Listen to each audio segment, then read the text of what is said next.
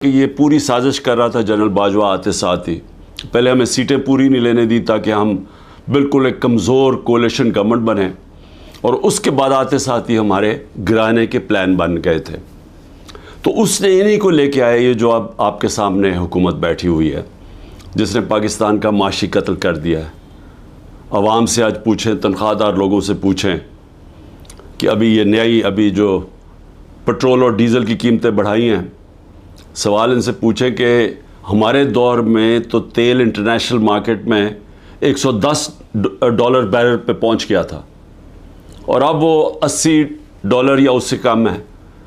तो हम ₹150 लीटर पे दे रहे थे, तो आज ये हर वक्त जो कीमतें बढ़ती जा रही हैं 270 पे पहुंच गई हैं।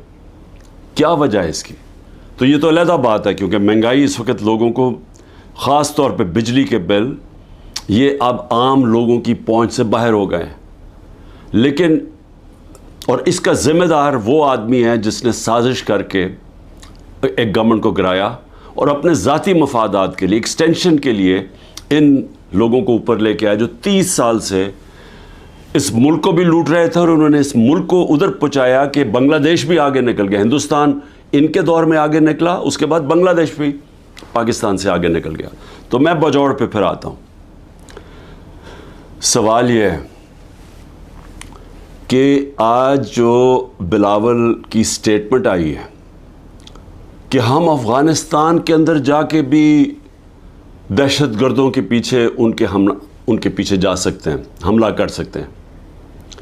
कोई भी इस मुल्क में जो भी थोड़ा सा समझता है, ये जो सारा तारीख़ है इस खित्ते की, यानी खित्ते का मतलब अफ़गानिस्तान और पाकिस्तान के कबायली इलाके, वो इस तरह की अहमकाना स्टेटमेंट ना दे अगर उसे कुछ भी इल्म हो।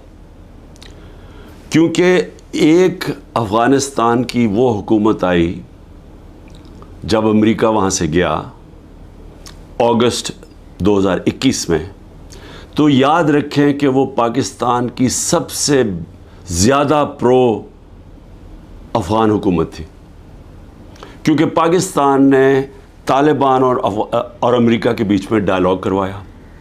पाकिस्तान वो मुल्क था